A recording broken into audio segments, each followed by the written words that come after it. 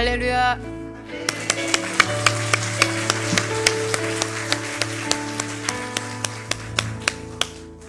좋은 날입니다. 오늘도 하나님의 말씀을 배우는 아주 멋지고 좋은 날입니다. 갑자기 비가 와요. 네, 비가 오는데 그래도 이렇게 많은 분들이 오셨고, 여러분 여기가 에베소 두란노 서원이라고 생각하면 좋을 것 같아요. 제가 지금 몇 주째 에베소 두란노 서원을 떠나지 않고 있어요. 오늘 본문 말씀도 다시 또 그 본문인데요. 똑같은 본문이지만 이거를 10번도 100번도 더 다른 각도로 또 더 깊이 들어가서 말씀을 나눌 수 있거든요. 오늘 제목 띄워주세요. 하나님의 기적이 일상이 되게 하라. 하나님은 지금도 일하시거든요. 왜 홍해를 가르는 기적을 말씀하셨냐? 너희 중에 누구든지 나를 믿으면 이런 기적을 기대하라는 거예요. 하늘에서 만나, 아브라함에게 말씀하신 것, 야곱에게 그 대단한 야곱의 업을 기르셨잖아요. 야곱의 업을 만드셨잖아요. 그게 양이 새끼 낳고 염소가 새끼 낳는 그걸로 6년 만에 엄청난 거부가 될 수 있다라는 것. 그것도 하얀 양만 해가지고 거기서 얼룩진 양이 나올 때 그 얼룩진 양으로만 자기 품삯을 했는데 어떻게 그게 6년 만에 거부가 되냐고요. 그것은 그대로 하나님이 우리에게 너도 내가 이와 같이 너에게 역사해 줄 것을 믿느냐 하는 거예요. 성경의 모든 이야기는 너희가 믿느냐. 마음에 드는 것을 골라보렴. 바꿔도 돼요. 입맛대로 고를 수 있어요. 그 하나님을 우리가 바라보고 아주 너무너무 즐겁게 하여튼 에너지 넘치게 그렇게 신앙생활을 하라고 이 멋진 책을 우리에게 주셨거든요. 제가 중학교 다닐 때 그 성당에서 미사를 드렸는데 신부님이 성경책을 이렇게 들고 이렇게 흔들면서 이게 하나님이 여러분에게 준 선물이다 그랬을 때 애들이 전부 다 에이 그랬어요. 에이 이랬는데 저도 같이 에이 했어요. 여러분은 어떠세요 지금? 이게 정말 하나님의 선물이라고 생각하세요? 그러면 부지런히 파야 돼요. 선물이라고 생각하고 선물 줬다가 갖다 놓으시고 잘 안 펴보시는 분들이 대부분인 것으로 알고 있어요. 이게 정말 보물인데 선물인데 이거는 신비한 그 특성이 있어요. 부지런히 파는 자에게만 보물이 나와요. 선물이다 하고 받아놓고 넣어놓은 사람에게는 아무 역사도 일어나지 않아요. 아무 일도 일어나지 않아요. 이 속에 있는 모든 이야기가 다 우리의 이야기고요. 그것을 그대로 내가 끌어들여서 하나님께 부르짖고 기도하는 그 재료가 되는 거죠. 여러분 제가 지난주에 그 마태복음 말씀 56절까지 있는 거였나 그거 드렸는데 어떻게 해보셨어요? 그날 오전에 저희 목사님이 반응을 얘기하셨어요. 반응을 잘해야지. 반응이 좋아야 된다. 그렇게 얘기를 했는데 여러분들의 반응은 좋으신 거죠? 네. 좋으신 거죠? 좋으신 분들 크게 아멘 해보세요. 네, 좋습니다. 그거를 부지런히 여러분 계속 기도하기 전후에 또 기도하러 출발할 때 또 아침에 일어났을 때 그 중에 한 절이나 두 절이나 그런 거를 있죠. 하루 종일 입으로 되뇌이세요. 하루 종일 되뇌어 보세요. 무슨 일이 일어나나 한번 해보세요. 56절 중에서 54절은 54개의 번호가 붙어 있는 것은 전부 예수님이 직접 말씀하신 거거든요. 예수님의 말을 우리 입에다 담아서 그거를 선포하는 거예요. 진동이 일어날 거예요. 우리를 싸고 있는 그 영적인 세계에 나를 둘러싸고 있는 영적인 세계에 진동이 일어나는 그런 말씀이에요. 한번 해보시기 바랍니다. 아니 한 번이 아니죠. 계속 하셔야 돼요. 계속 그게 56번까지 있는 게 거의 여러분들 머릿속에 다 외워질 정도로 많이 보셔야 돼요. 오늘 그러면 본문 말씀 읽어보도록 하겠습니다. 사도행전 19장 오늘 좀 길어요. 1절부터 20절까지 함께 읽겠습니다. 아볼로가 고린도에 있을 때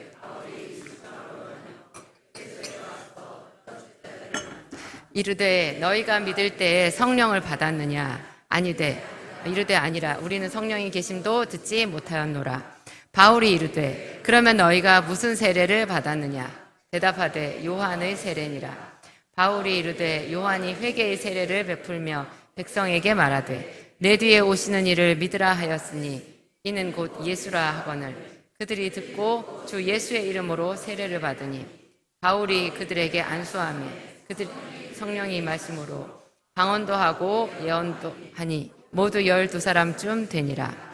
바울이 회당에 들어가 석 달 동안 담대히 하나님 나라에 관하여 강론하며 권면하되 어떤 사람들은 마음이 굳어 순종하지 아니하고 무리 앞에서 이 돌을 비방하거늘 바울이 그들을 떠나 제자들을 따로 세우고 두란노 서원에서 날마다 강론하니라. 2해 동안 이같이 하니 아시아에 사는 자는 유대인이나 헬라인이나 다 주의 말씀을 듣더라. 하나님이 바울의 손으로 놀라운 능력을 행하게 하시니 심지어 사람들이 바울의 몸에서 손수건이나 앞치마를 가져다가 병든 사람에게 얹으면 그 병이 떠나고 악귀도 나가더라.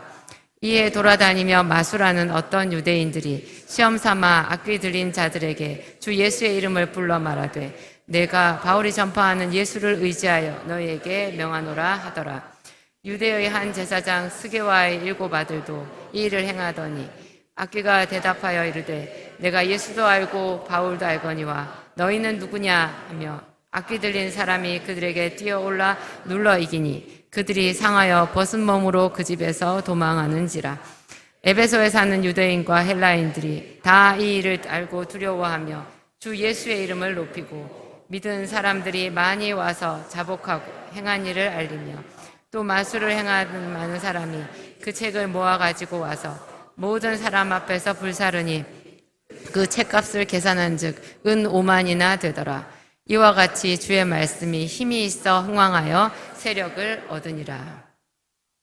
너무나 잘 아는 말씀이죠. 오늘 제가 이 말씀을 좀 풀어보면요. 여러분, 이 말씀이 성령으로 시작해서 오늘 우리가 20절까지 읽었잖아요. 말씀으로 마무리가 되어 있어요. 맨 처음에 보면 19장 2절에 1절은 이제 배경에 대한 말이잖아요. 아볼로가 고린도에 있을 때 바울이 윗지방으로 다녀서 에베소에 와서 그 전에 에베소에 왔었거든요. 왔었는데 별로 특이한 점을 발견하지 못했어요. 근데 와서 어떤 제자들을 만나서 이야기를 하다가 뭔가 바울이 이제 느낌이 딱 온 거예요. 직관이 이제 뭔가 생겼어요. 그래가지고 이제 이런 질문을 했죠. 너희가 믿을 때 성령을 받았느냐? 성령으로 지금 이야기가 시작하고 있어요. 성령으로. 그래서 중간에 보면은 계속 성령이 엄청나게 역사를 하셔서 우리가 잘 아는 바울의 몸에서 손수건을 이나 앞치마를 바울이 자비랑하면서 선교를 했죠. 그래서 손수건이나 앞치마, 땀 닦을 때 쓰는 손수건, 그의 일상용품이에요. 그거를 그냥 사람들이 병든 사람의 몸에 얹었을 때 병이 낫고 악귀가 떠나가고 엄청난 성령의 역사가 있잖아요. 근데 이게 쭉 있었는데 제일 마지막에 20절에 보세요. 이와 같이 뭐라고 되어 있어요? 주의 말씀이 힘이 있어 흥왕하여 세력을 얻으니라. 제가 오늘 제목을 하나님의 기적이 일상이 되게 하라. 여러분, 한 가지 길게 기도해서 하나님께 응답을 받고 나면 그게 얼마나 가던가요? 그 기쁨은 굉장히 크지만 바로 살아가는 문제가 우리한테 늘 있어요. 늘 있어요. 항상 있어요. 그래서 또 새로운 제목으로 또 기도를 하고 또 기도를 하고. 그래서 이건 뭐지 했는데 지난번에 우리 박여일 간사님이 뭐라 그랬다고요? 나는 항상 소망을 품고 주를 더욱더욱 찬송하리이다. 성취하고 또 성취하고 또 성취하고 이렇게 계속 하나님의 약속의 말씀을 이어가는 거다. 그렇게 이어가면 그게 뭐예요? 그게 기적이 일상이 되는 거예요. 그 기적이 일상이 되게 하는 그 비결이 뭐냐면 말씀인 거예요. 그리고 이 말씀은 또 뭐냐면 성령으로 시작했어요. 사람들은 성령 세례를 받고 또 뭐 성령 충만함을 받고 나 방언할 줄 알아. 이렇게 말하면 그게 뭐 이렇게 대단한 것인 것처럼 뭐 나도 한때 뭘 체험을 한 것처럼 이렇게 말씀하시는데요. 그것은 출발선이라는 거죠. 내가 방언을 할 줄 안다라는 것은 그거는 아무것도 아니에요. 써야 되는 거예요. 내가 어떤 말씀을 암송하고 있어요. 난 시편 23편을 암송하고 있어. 그것은 하나도 중요하지 않아요. 그냥 자기 집에 있는 거예요. 성경책이 우리 집에 있어. 나 성경책이 10권이나 있어. 그렇게 말하면 우와 이렇게 해요, 여러분? 아니에요. 내 마음속에는 시편 23편을 줄줄줄 외울 수 있어.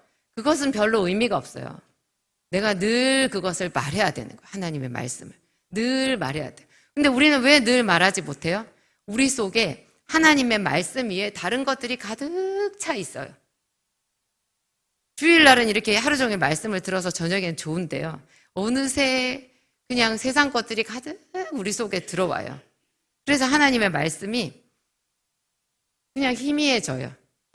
그리고 말씀을 들었는데 나가서 생활하는 것은 또 내 생활인 거예요. 그래서 우리가 약간 이중적인 생활을 하고 있다라는 자성이 들지 않던가요, 여러분? 어떠셨어요? 그런 자성을 좀 해보신 분들 있어요? 나는 하나님의 말씀을 듣고 나는 예배를 하는 사람인데 세상에 나갔더니 똑같아요, 세상 사람하고. 그런 느낌이 와야 돼요. 그게 우리 모습이거든요. 그런데 하나님의 말씀을 우리가 계속 입으로 되뇌이잖아요. 그리고 생각하죠. 되뇌인다라는 것은 생각을 한다라는 거예요. 그렇게 생각을 하면 그 사람의 속에서 성령이 일하시는 거예요. 이 말씀은 얼마나 큰 능력이 있냐면 여러분 사도행전 10장에 그 고넬료 이야기가 나와요. 고넬료는 이달리아대의 백부장, 로마 군대의 백부장이죠. 이방인이에요. 근데 그 고넬료가 하나님을 경외했고 구제를 많이 했어요. 유대인들을 많이 도와줬어요. 그래서 그 유대인들도 다 백부장 고넬료를 칭찬했어요. 그랬는데 하나님께서 어느 날 그 고넬료가 기도하고 있을 때, 이 고넬료는 기도도 했어요. 세상에 이방인인데 자기 혼자 기도 시간이 있었어요. 기도를 할 때 천사가 나타나서 베드로라 하는 시몬을 청하라 그렇게 얘기를 해줬어요. 그러면서 그 앞에 뭐라고 그랬냐? 너의 기도와 구제가 하나님 앞에 상달되었느니라. 그 다음에 무슨 말이 생략되어 있어요? 너에게 특별히 예비한 상이 있다. 그 상이 결국 뭐였어요? 성령이에요. 근데 그 성령이 어떻게 임했어요? 베드로가 그 집에 가서 안수를 해줬어요? 여러분 보통 여기 오늘 우리 19장에도 보면 사도 바울이 에베소에서 너희가 믿을 때 성령을 받았느냐? 우리는 성령이 있음도 알지 못하노라 이렇게 말했을 때 사도 바울이 그들에게 주 예수에 대해서 증거를 한 다음에 세례를 주고 그들에게 안수했어요. 6절에 보면 바울이 그들에게 안수했어요. 보통 성령은요 안수함으로 임해요. 구약 성경의 모든 것 보세요. 다 하나님이 다윗을 왕으로 세울 때 누구를 보냈어요? 사무엘을 보냈어요. 그것도 어렵게 보냈어요. 사무엘이 자기 사울 왕이 눈치가 보여가지고 자기 죽을 수도 있다고 못 간다고 그랬는데 하나님이 가라 그래가지고 작전을 짜서 그렇게 간 거잖아요. 그렇게 어려운 방법을 통해서 그 말째 아들은 또 어디 갔냐? 7번째 아들까지 다 했는데 없다 그래가지고 말째 아들 어디 갔냐 그랬더니 양을 치고 있다. 그러면 그 아들이 올 때까지 내가 식사를 하지 않겠노라 이래서 기다려가지고 그 다윗이 왔을 때 그때 사무엘이 기름을 부어서 성령이 임했어요. 그러니까 성령의 기름 부으시면 이렇게 전수되는 거예요. 내가 혼자 아무것도 없는데 그냥 혼자서 내가 막 기도해가지고 성령이 탁 임하고 이런 경우는 거의 잘 없어요. 되게 특별한 경우예요. 사도 바울은 다메섹으로 가는 그 도상에서 성령이 임했죠. 누가 안수한 거 아니죠. 그래서 사도 바울은 사도 바울인 거예요. 우리 중에 누가 사도 바울처럼 살 수 있겠어요? 정말로 특별한 사람인 거죠. 우리 보통 하나님께서 새벽에 내려준 만나를 먹고 오늘 오신 분 있어요? 오늘 아침에 아침 밥이 쌀이 하늘에서 내려온 쌀이었다. 그런 사람들 있으세요? 여러분들이 다 직장에 열심히 일해서 돈 벌어서 그래가지고 쌀이랑 반찬 다 해가지고 식탁 차려서 기도 어떻게 하세요? 하나님 이 양식을 주셔서 감사합니다. 누가 양식을 줬어요? 그런데 우리는 양식을 줬다 그래요. 무슨 말이에요? 하나님은 일반적인 이 세상의 자연 법칙을 통해서 사회 법칙을 통해서 우리에게 일하신다는 거예요. 그러면 성령도 여기 일반적으로 성령이 임하는 그런 모양으로 우리에게 임해요. 성령은 보통 안수함으로 임하고요. 성령이 충만한 그 예배 안에서 공중 예배 속에서 다 같이 부르짖고 간구할 때 거기서 성령이 임해요. 자기 혼자 집에서 골방 기도하다가 성령 받기는 굉장히 어려워요. 그런 건 잘 없어요.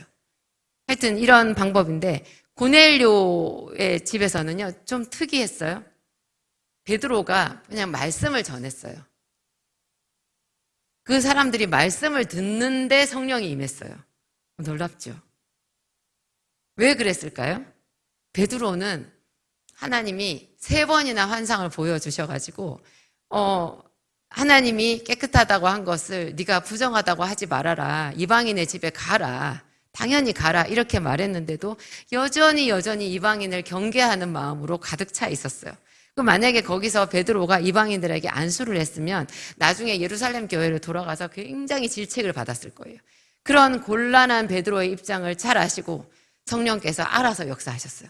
그런데 그냥 임했어요. 그냥 고넬료가 기도할 때 성령이 임하면 되잖아요. 그렇게 임하면 되죠. 그게 쉽지 않아요? 그래서 성경에 있는 모든 것을 착착착착착 지나가면서 하나님이 다 일일이 가르쳐 주셔도 되잖아요. 하나님은 굳이 베드로를, 요바에 있는 베드로를 고넬료의 집까지 보내셔가지고 말씀을 증거하게 하는 일까지는 하게 하셨어요. 그 다음에 거기에 성령이 임했죠.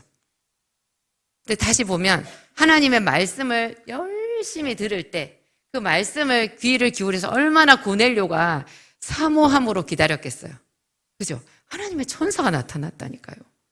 그리고 그 천사가 나타날 정도로 고넬료는 열심히 있는 사람이었고 또 천사가 나타났고 자기 종을 보내서 그가 베드로라 하는 시몬을 데리고 올 때까지 간절한 마음으로 기다렸던 거예요. 그리고 자기 아는 지인들, 가족들 다 불러 모아놓고 정말 뜨거운 마음이 있었잖아요. 그러니까 성령이 역사하신 거죠. 말씀을 들을 때 성령이 임해요. 근데 그 말씀을 일주일에 한 번 듣는 걸로는 많이 모자라요. 생각해 보세요. 이 사도행전 시대에는요, 우리처럼 이렇게 기록된 성경이 없었어요. 구약 성경만 있었죠. 구약 성경도 성경책을 누가 가질 수가 있나요? 자기 집에? 없어요. 그러면 하나님의 말씀을 들으려면 굉장히 힘든 방법을 택해야 되는 거예요. 어디를 가야 돼요? 오늘 우리 보면 8절에 바울이 회당에 들어가서 3달 동안 담대히 회당에 가서 말씀을 전하는 거예요. 이 에베소 교회가 따로 어떤 교회 건물이나 특정한 어떤 가정집이 없었던 거예요. 분명히 에베소의 교회는 있었는데요. 그냥 그 교인들이 있었던 것 같아요. 그냥 흩어져 있었어요. 사도 바울이 갔을 때. 근데 그들에게 12사람 좀 성령이 임하고 나니까 말씀을 전할 곳이 있어야 되잖아요. 그래서 사도 바울이 그 에베소에는 회당에 들어가서 말씀을 전한 거죠. 회당은 일주일에 한 번만 열어요. 안식일마다. 그래서 일주일에 한 번, 3달 동안. 그죠? 4, 3, 12. 12번이었겠네요. 12번 말씀을 전한 거예요. 그랬더니 이 말씀이 성령 받은 사람이 12명이 있었는데 그 사람들을 통해 가지고 이 성령의 임파테이션이 일어난 것 같아요. 그래서 사도 바울도 강력하게 성령에 붙들려 가지고 이 에베소에서 3달 동안 일주일마다 한 번씩 말씀을 전했더니 거기에서 이제 지진이 일어난 거예요. 지진이 일어나면 무슨 일이 생기냐? 여러분들 집에도요, 강력하게 성령이 임하잖아요. 그러면 거기서 반동이 있어요. 반드시 남편이 들고 일어나든지 집에 무슨 일이 생기든지 무슨 일이 생겨요. 무슨 일이 생겨요. 그래가지고 뭐 기도는 딴 데 가서 해도 되고 가까운 교회에서 예배 드려도 되고 뭐 이런 타협점들이 생겨요. 근데 여러분 이제까지 신앙생활 해봤을 때 어떠세요? 혼자 기도하면 잘 되시던가요? 그죠? 교회도 분명히 다 하나님의 교회인데요. 뜨거운 교회가 있어요. 우리가 열심히 모여가지고 함께 뜨거운 마음으로 기도할 수 있는 그 장소가 있는 거예요. 근데 이런 게 막 우리 속에, 우리 집에 하나님의 말씀과 성령의 역사가 시작되면 막 자연스럽게 막 그게 흘러가지고 막 꽃이 피고 좋은 일이 생기고 막 이렇게 되지 않아요. 분명히 무슨 반동이 생겨요. 여기서는 어떤 반동이 생겼어요? 어떤 사람들이 이 하나님의 말씀이 들어가니까 어떻게 됐어요? 그 딱딱한 마음이 드러난 거예요. 그래서 9절에 보면 어떤 사람들은 마음이 굳어 순종하지 않고 이 굳은 마음이요, 본래 이 사람에게 있었던 마음이에요. 우리 모두가 다 이 굳은 마음을 가지고 있어요. 그래서 한 번씩 하나님께서 나에게 특별히 은혜를 주실 때 우리한테 진통이 있는 거예요. 진통이 없으려면 어떻게 해요? 그 하나님의 말씀을 조용히 치우면 돼요. 조용히 치워요. 그런 사람 많이 있어요. 거의 다 그래요. 하나님의 말씀을 조용히 치우고 하던 대로 해요. 그러면 아무 진동이 없어요. 그냥 그림자처럼 교회 다니는 사람이 돼요. 그냥 세상으로 나가기도 하고 그렇죠. 근데 이게 성령의 역사가 워낙 강하니까 그 믿어 순종하지 않는 사람들, 마음이 굳은 사람들이 이제 막 속에서 뭐가 뜨거운 게 나오는 거예요. 그래서 대적하는 세력이 됐어요. 그래서 이 도를 비방하기 시작했어요. 그랬더니 사도 바울이 거기 있을 수가 없잖아요. 그 회당의 기득권 세력이겠죠, 유대인들. 그러니까 사도 바울이 거기를 나와서 제자들을, 이제 진짜로 제자들이 생긴 거예요. 석 달 만에 제자들이 생겼어요. 그 제자들을 따로 세우고 두란노 서원으로 간 거예요. 이것은 우리는 그냥 여기 성경에 나와 있으니까 뭐 에베소에 있는 회당에서 두란노 서원까지 그냥 자연스럽게 간 걸로 생각하죠. 그 당시에는 사도 바울이 굉장한 모험이었을 거예요. 거기서 회당에서 더 이상 말씀을 전하지 못하게 되었을 거고 비방을 받았을 거고 굉장히 이렇게 하여튼 위협을 받았을 거거든요. 그랬는데 그 가운데에서 자기가 할 일을 묵묵히 한 거예요. 하나님의 말씀을 받은 제자들을 따로 세우고 장소를 물색한 거죠. 그래가지고 두란노 서원이라는 곳에 가서 이제 거기서는 어떻게 됐어요? 이제 날마다 하나님의 말씀을 강론하기 시작했어요. 여러분 누가복음 10장 38절로 42절 함께 볼까요? 잘 아는 곳이에요. 함께 읽겠습니다.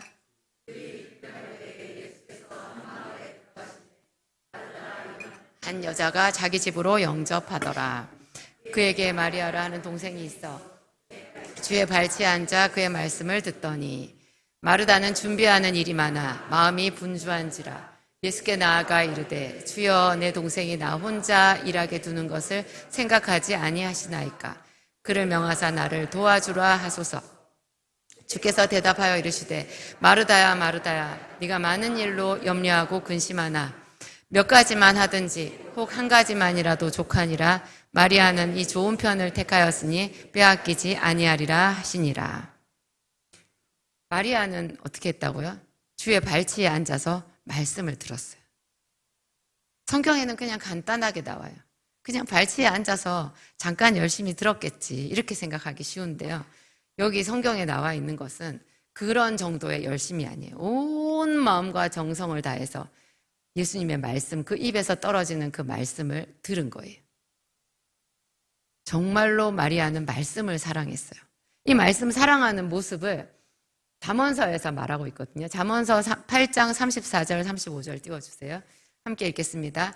누구든지 내게 들으며 날마다 내 문 곁에서 기다리며 문설주 옆에서 기다리는 자는 복이 있나니 대전하를 얻는 자는 생명을 얻고 여호와께 은총을 얻을 것임이니라. 다시 34절 띄워보세요. 어떻게 하라고요? 날마다예요. 내게 들으며 날마다 내 문 곁에서 뭐하며? 기다리며. 그 다음에 문설주 옆에서 기다리는 자. 뭘 기다려요? 말씀을 기다리는 거예요. 왜 저 때는 저랬을까요? 성경책이 없었다고요. 성경책이 없어서 하나님의 말씀을 가르쳐주는 거기로 가야 돼. 회당으로 가든지 성막으로 가든지 말씀을 가르치는 곳으로 가야 되는 거예요. 거기에 가서 그 문 곁에서 말씀을 듣고 말씀을 듣기 위해 기다리고 이렇게 하라는 거예요. 또 다른 구절에 보면 그렇죠. 은을 사모하는 것 같이 말씀을 사랑하라 그랬어요. 은이 뭐예요? 은이 돈이에요. 여러분 돈 사랑하시죠? 대답을 안 하시네. 돈을 사랑하는 거 맞아요. 나쁜 거 아니에요. 하나님이 재물 얻을 능을 사람에게 주셔요.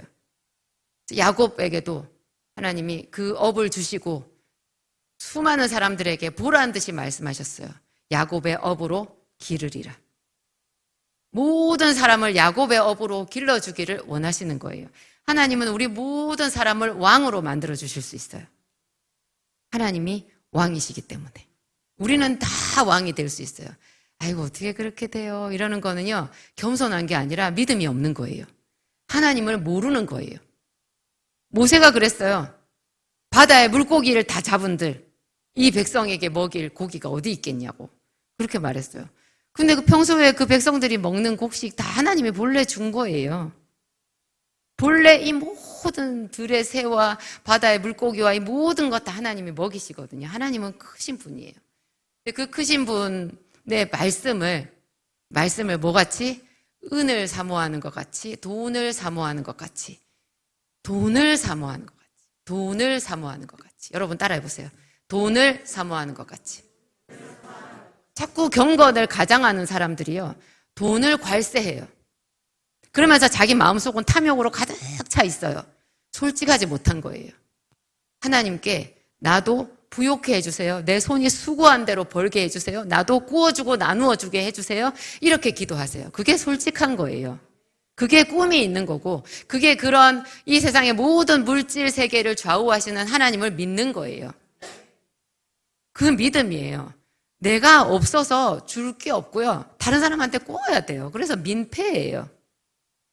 부지런히 일해야 되고요, 그 일하는 것으로 열심히 또 투자도 하시고 하나님께 지혜를 달라 그래서, 그죠? 집도 살 수 있고 주식도 살 수 있고, 우리는 씨를 뿌리는 것 같이 뿌려야 돼요. 그래가지고 거둬들여서 그런 걸로 많은 사람들에게 구워주고 나누어주는 그런 인생을 살아야 돼요. 나 먹기도 부족하게 그렇게 믿음이 있다는 사람들이 그렇게 살 수는 없는 거예요. 이런 부분에 있어서 우리는 거룩한 굶주림이 있어야 돼요.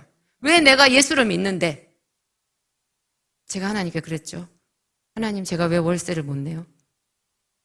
제가 예수를 믿잖아요. 열심히 일하잖아요. 그런데 왜 제가 월세를 못 내요? 그런데 왜 제 아들한테 줄 등록금이 없어요? 물어봐야 돼요. 제 아들 장가 가는데 집 한 채는 사줘야 되잖아요. 자식 공부시키면 됐지 집을 사줄 필요 없다라는 것은, 그런 건 여러분 정직하지 못한 거예요. 성경에는요, 선인은 자손에게 산업을 물려준다 되어 있어요. 땅은 부모가 자식에게 주는 거예요. 여러분 줄 게 있어야 돼요. 야곱은 죽기 전에 뭐라 그랬어요? 자기의 12아들들에게 다 축복했어요. 그러면서 뭐라 그랬어요? 요셉에게는 2몫을 준다 했어요. 이는 내 칼과 방패로, 내 창과 방패로 아모리인에게서 빼앗은 것이니라. 와, 눈에 보이지 않는 땅 문서인데요, 나중에 그게 다 응해요. 이 정도는 되어야 되잖아요. 보이는 재물이든 기도의 분량이든 우리는 확실하게 그렇게 말할 것들이 있어야 돼요. 하나님은 흐릿한 분이 아니에요. 하나님이 우리에게 주신 길은 좁은 길이죠. 분명한 길이에요. 좁지만 분명해요. 철로 역정에 보면, 존 버년이 쓴 철로 역정에 보면 참 멋진 비유들이 많이 나오는데요, 그 크리스찬, 그리스도인이라고 하는 그 주인공이 장망성을 떠나서 길을 가거든요. 천성을 향해서 길을 가는데 그 길의 비유가 기가 막혀요. 길은 좁은데 분명해요. 하나님은 흐릿한 분이 아니에요. 우리에게 선명하게 말씀하시는 분이고, 하나님은 불이세요. 성령의 생수이기도 하지만 하나님은 뜨거운 분이세요. 그래서 열심을 내라, 회개하라, 열심을 품고 주를 섬겨라. 그 열이 다 무슨 열이에요? 열자예요. 뜨거운 열자. 열심, 열정. 하나님이 열심히 있으시고 열정이 있으시거든요. 그래서 차지도 않고 덥지도 않은 자는 어떻게 한다 그랬어요? 토에 내쳐버리리라 그랬어요.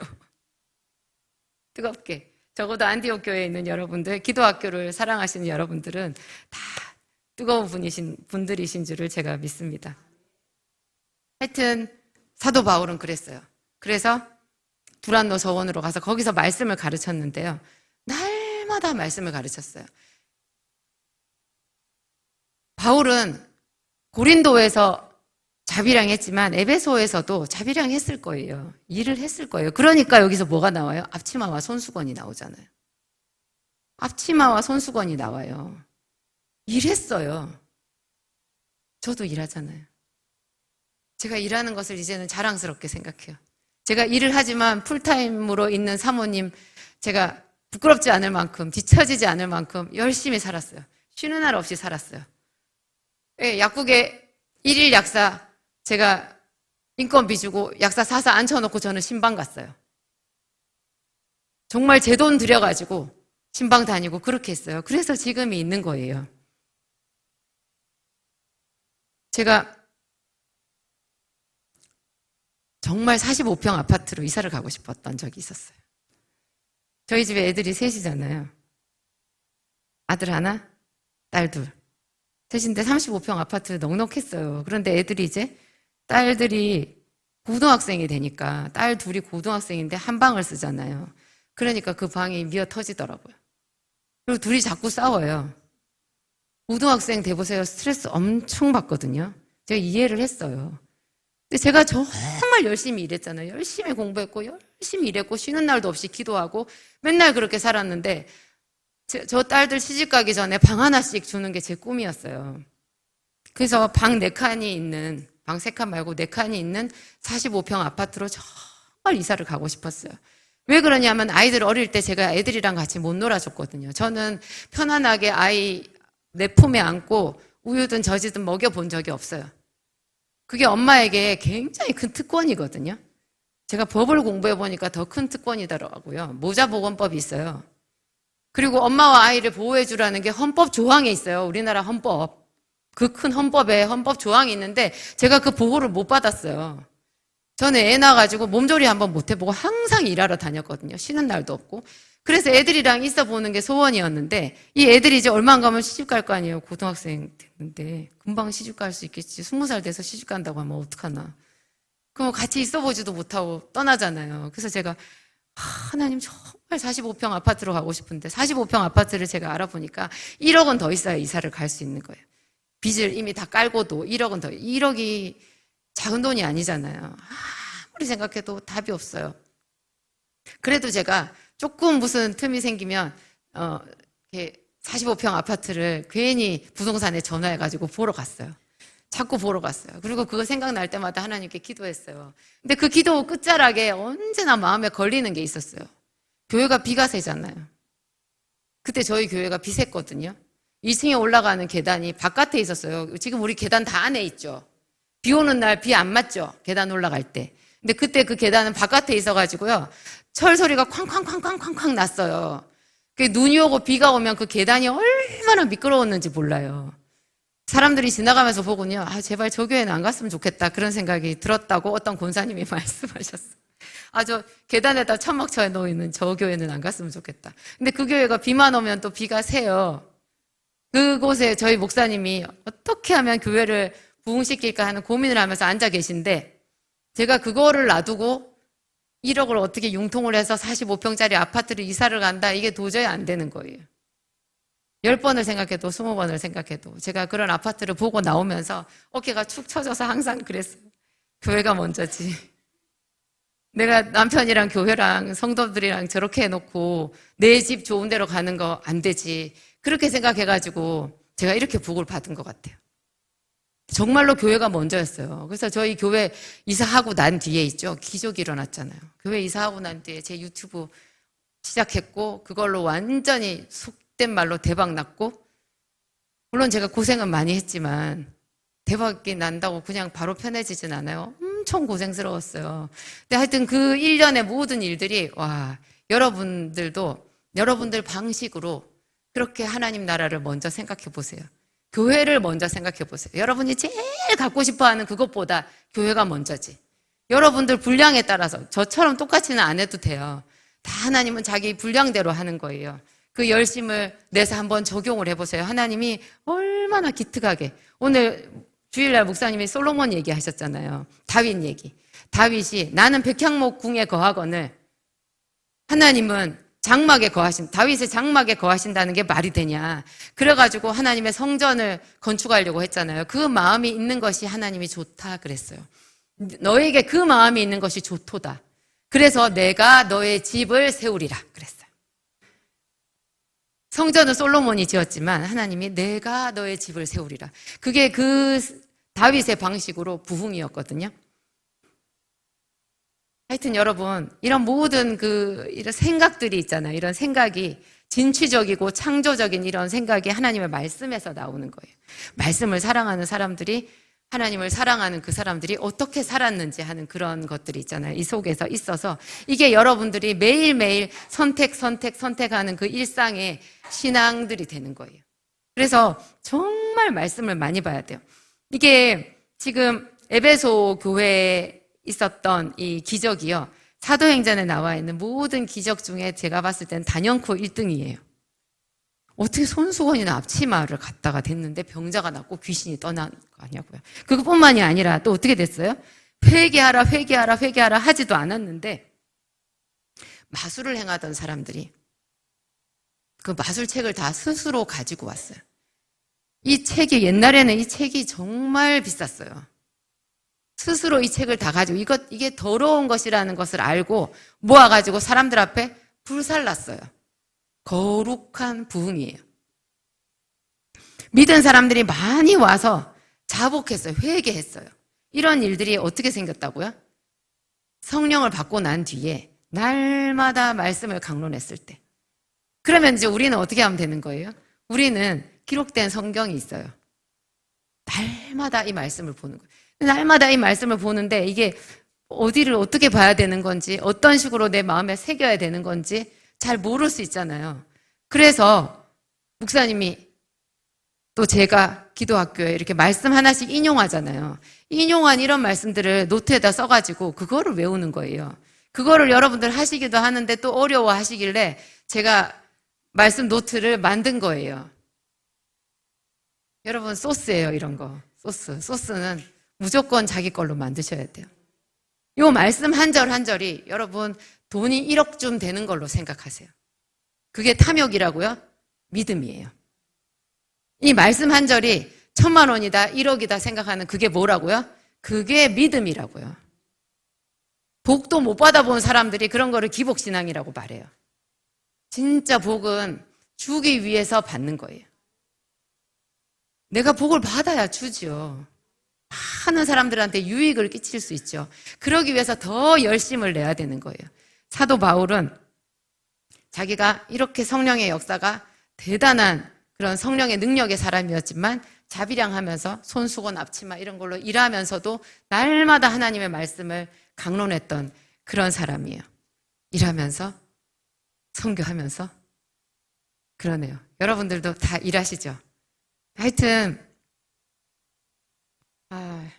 정말로 열정을 내야 되고요. 마리아처럼 예수님의 발치에 앉아서 그 말씀을 들었던 그 열정. 그러니까 집에서 이제 저녁마다 기도하러 나오시는 분들, 예배하러 나오시고 아침에 또 기도하러 오시는 분들, 집에서 출발할 때 어떻게 하라고요? 말씀을 외우면서 오세요. 그냥 오지 마세요. 말씀을 외우면서 하나님 제가 지금 예배하러 갑니다. 하나님 제가 지금 기도하러 갑니다. 저에게 임해주세요. 그러고 성전에 앉아보세요. 느낌 너무너무 달라요. 제가 수도 없이 경험한 거예요. 저도 실수 많이 해요. 아무 생각 없이 그냥 올 때가 있어요. 머릿속에 아무 생각 없이가 아니죠. 하나님 생각 안 하고 온 거예요. 그렇게 예배 자리에 앉았을 때랑 내가 몇 번이라도 하나님의 말씀을 되뇌이고 도와주세요 하고 왔을 때랑 그 예배의 그 지난 정도가 너무 차이가 많이 나는 거죠. 요한복음 4장 23절 읽겠습니다. 함께 읽겠습니다.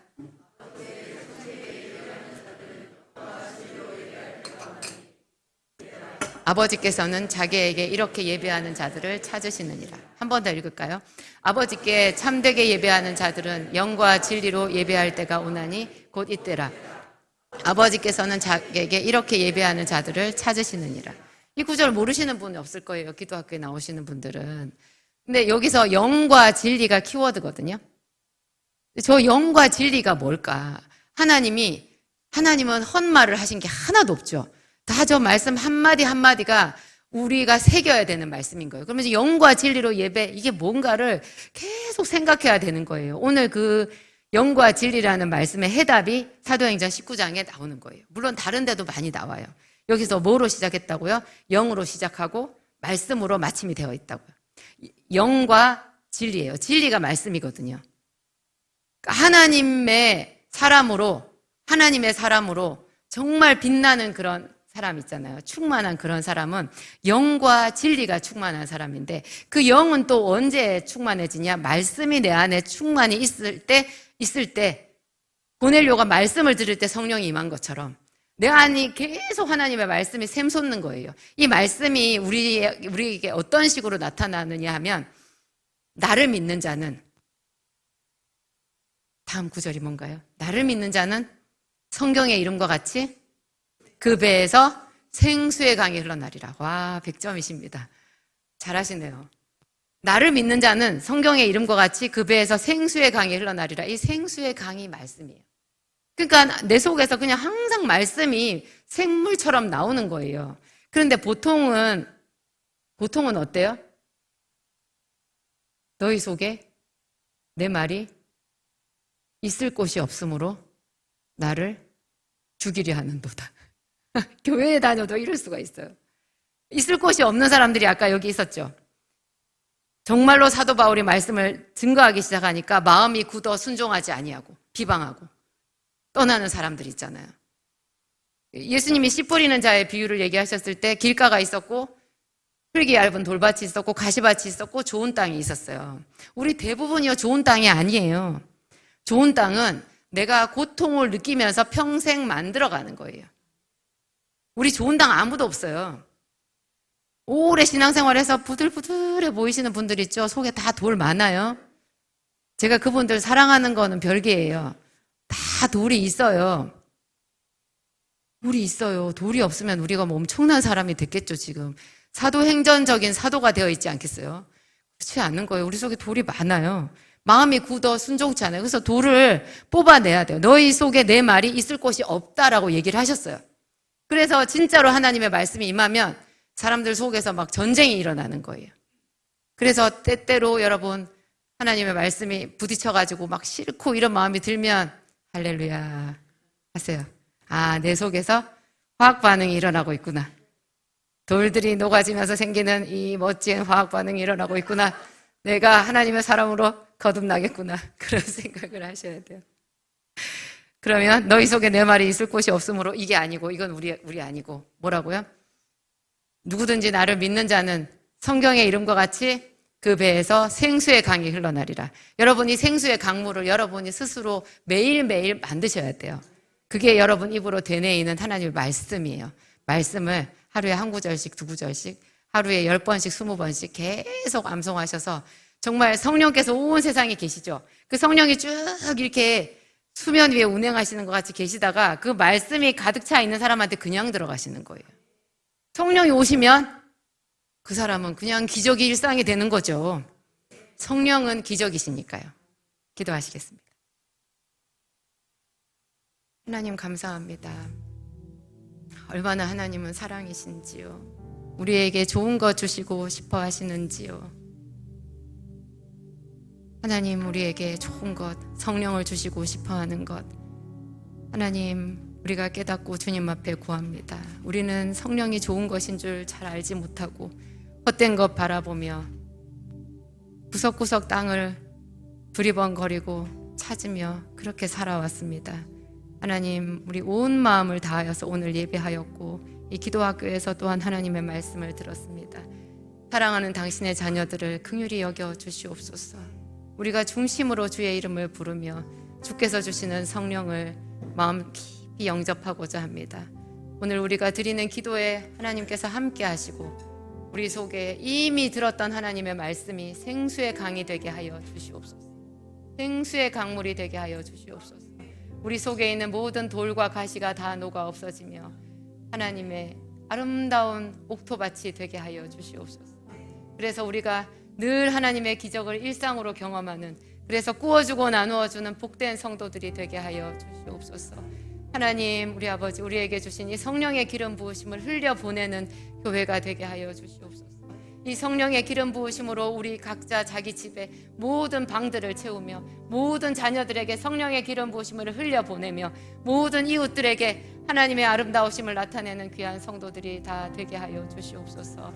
우리를 축복의 통로로 사용하여 주시옵소서. 예수님 이름으로 기도합니다. 아멘.